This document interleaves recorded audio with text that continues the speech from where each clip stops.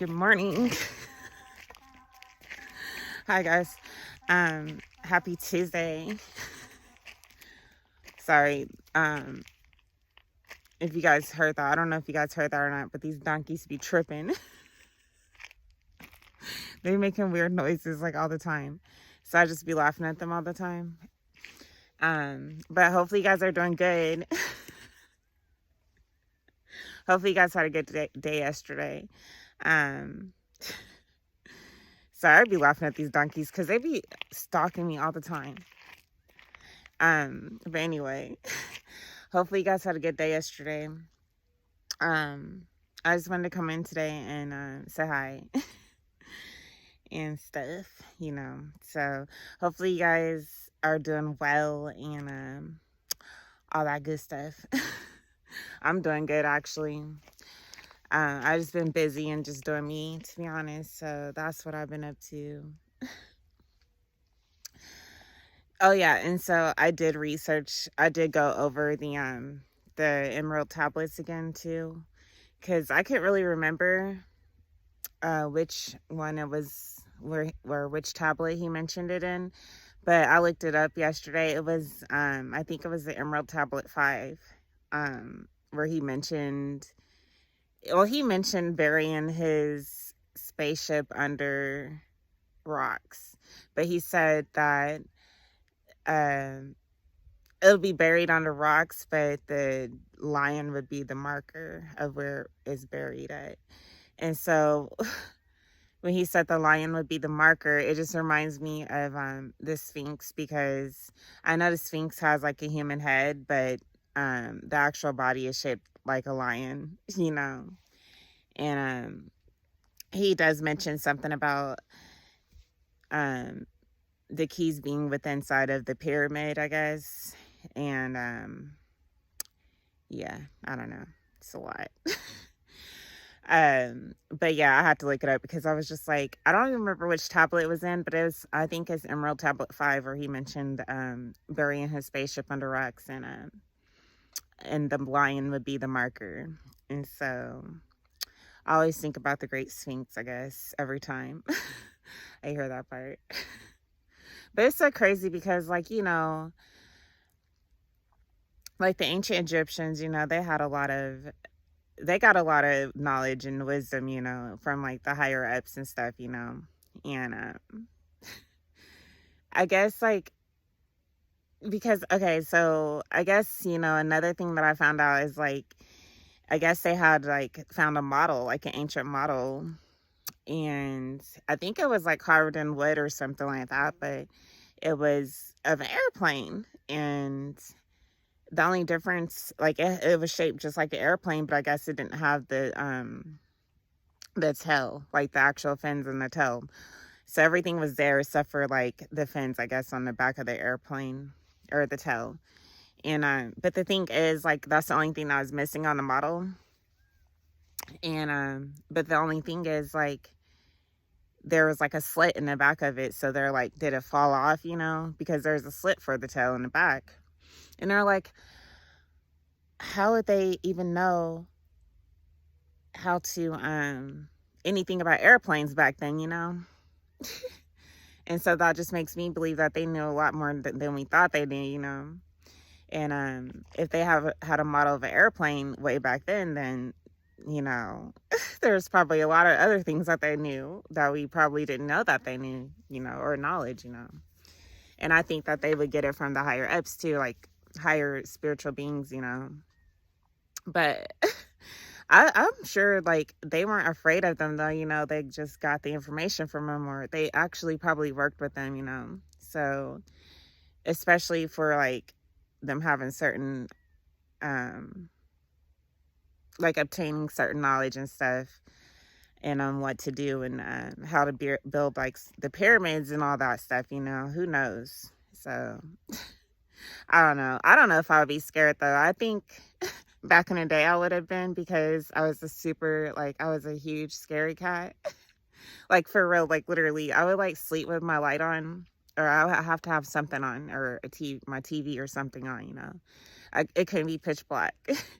I was so afraid of the dark. And And just certain things too, I would be afraid of. But like as I grew older, especially now, like I've learned not to be afraid of anything and just go with the flow and not be afraid, And so, because fear holds you back from a lot of things. If you're afraid, then it's hard for you to do anything, to accomplish anything, because you're always thinking about the worst. So I have to let go of my fear like a lot, because I used to fear a lot, and it would stop my growth literally. So I had to learn how to get rid of fear. And so a lot of things I'm not afraid of. Like I just kind of like stand like up to it, like pretty much, and just overcome my fears. And by me doing that, I'm able to do a lot of things, and not be, and it's crazy because the most things that I fear, it's like once I overcome it, it's like it's not even as scary as I thought it was gonna be. Or certain outcomes didn't happen the way I thought it would happen, and it's like I just had to get rid of my fear, because in order for me to keep growing, pretty much. So that's why I do a lot of things, and people probably looking at me all weird, like, how come she's not afraid of that, and I'm just not afraid. I'm just not. And by me being like that, I'm just, nothing really happens. So that actually scares me, I just kind of like, just get rid of fear, because fear is like, I think it stunts your growth, to be honest. Okay, so like the craziest part about fear too, like I would travel a lot. Like I would go back and forth. Like I'll travel to certain places. Like I remember I went to Colorado a few times, and from where I was, I think I was in Cali at that time, and I would go to Colorado, and I would drive through, I think Vegas or Nevada. Yeah, I would drive through Vegas, and then after Vegas, I would always have to go through Utah, I believe.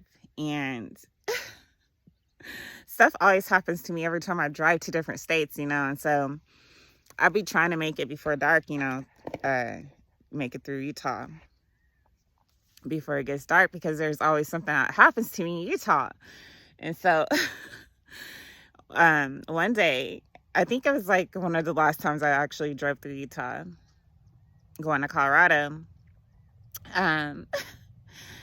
I remember it started getting dark. I was like, oh crap, because my GPS, it'll say weird things like, okay, this road is blocked, I'm gonna reroute you on a new road. And so I remember one day I was like driving, and like she's like, I think I was like leaving Vegas. I was coming out of Vegas, and I was hitting Utah, and it wasn't dark yet. It was turning dark though. And my GPS is like, the road that you're like about to enter or whatever is closed, and so we're gonna reroute you to another route. And I was just like, no, no, not again, And so I was like, oh crap. And I was like, okay, whatever, I'm just not gonna be afraid. I'm just gonna do what I gotta do and just not be afraid. And so I remember I started driving. It got dark, right? And I was like, crap. And so I was on a new road, right? And this road was like a back road, and so there was like no service. And so like I couldn't listen to music to calm me down. I was kind of getting freaked out a little bit, because there was no other cars on the road but mine, And I was like, crap. And then my phone, the service went out, and I was like, oh my God, no, I can't listen to music, And so I was like making up my own music. I was singing to myself, trying to calm myself down, because I was like, I'm not going to be scared. I'm just not going to be scared, And I was freaked out, to be honest. I'm not even going to lie. I was freaked out. It was so dark. And there was like a semi truck. There was only one semi truck behind me. And so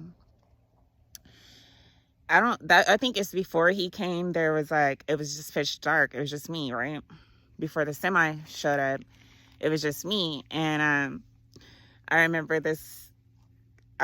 driving, right? And then like the signs were so weird. It would say like goblins or the devil's I forget. It's something like the devil's cave or something like that. It was weird. And there's another sign that said goblins. And it was just like creepy names of these streets. And I was like, I'm not going to be scared. I was like, I'm not scared. I'm not scared. That's what I kept saying to myself out loud.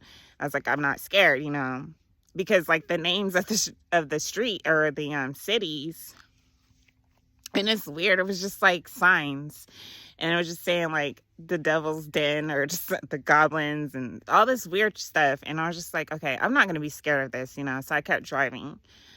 And then right after that, I seen this guy, or I don't know what it was, but it was this person on this bike. And like when I was driving up, like past it, I could just see the back of his feet, and it looked like duck feet.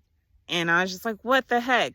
And why is somebody riding a bike this late on this road that's like nothing's out here, you know? It's like weird. And so when I drove past him, he had like a light on the top of his helmet, and that's like the only thing I could see, and his duck feet. And I was like, what the heck? I was like, I'm not scared. I'm not scared. I'm not gonna be afraid right now. You know, I kept saying that to myself, like, what the heck is that? And so I just thought it was weird that somebody's just randomly riding a bike on that road. And so and it was late, you know, and so all I could see is the light on his helmet when I drove past. And so as I kept driving, the signs got creepier and creepier.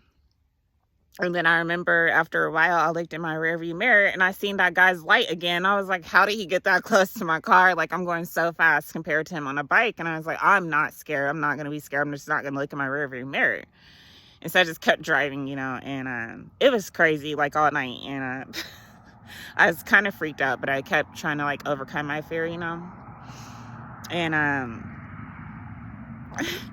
in the end, I think like the semi truck came, and like he was just like, I think he's kind of like guiding me out of the mountain, because it's like a weird mountain. It was like ramps and weird things going on. And like the semi truck kept playing with me too. Like it was just hopping in front of me and just going really fast. And I was just like, what the heck? And I just had to overcome my fear that night. I was just like, I'm not going to be afraid, because I know it'll just make things worse, you know? And so I just overcame it. And I think like daylight started to come, and I was like hitting it. I was like close to Colorado. I was in Colorado at that time. I was like in the mountains, going around the mountain, and the sun was coming up, and I was super tired, right? But so like it's weird, because when the sun started coming up when I was in Colorado the next morning, I remember looking up at the sky, and I seen like when the cloud, it was like some of the cloud was like purple, and like the other part of the cloud was blue. And so it just looked like a rainbow cloud, but it was like pink and then blue, or purplish blue. But it was separate, you know, but they were together. And so I was just like, that was like my first time ever seeing that, you know. So I was just like, is this real, or am I just tired, you know?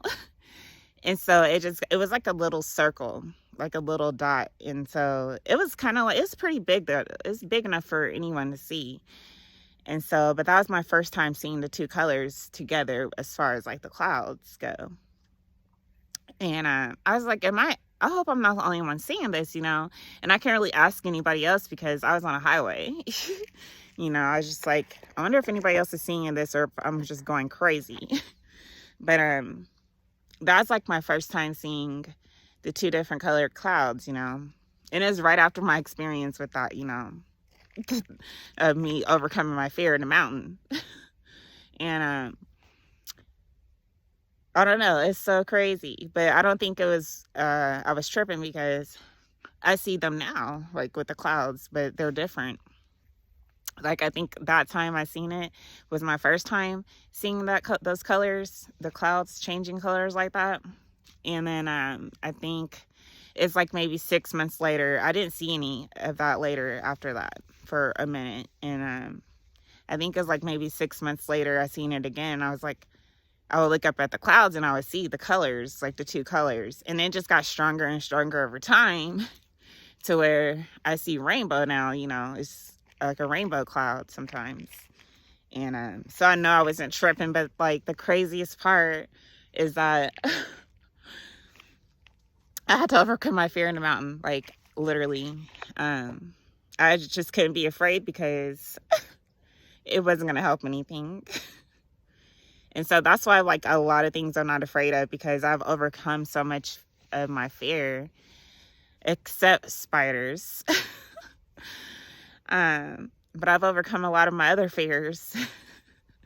And by me doing that, I just feel stronger each time. And so that's why I try not to fear anything. And it just stunts your growth anyway, because it just like stops you from even wanting to do anything or go after your dreams or accomplish whatever you need to accomplish. I mean, yeah, I think whenever you lose your fear, things work out better as far as like in your favor, versus not. Because, when you're afraid and like you go to court or something or anything that's serious, you slip up on your words, or you just, I don't know, it's just crazy. It's like something crazy would happen, like to like accompany your thoughts, pretty much. So I think it's good to be more fearless and living within fear, So yeah, that's my little rant for this morning. But anyway, I hope you guys have a good day today. I just wanted to come in and say hi. So yeah, I'm gonna chill out today and do what I gotta do. So that's what I'll be up to. But hopefully you guys have a good one. And yeah, I'll see you guys later this week. Love you. Bye.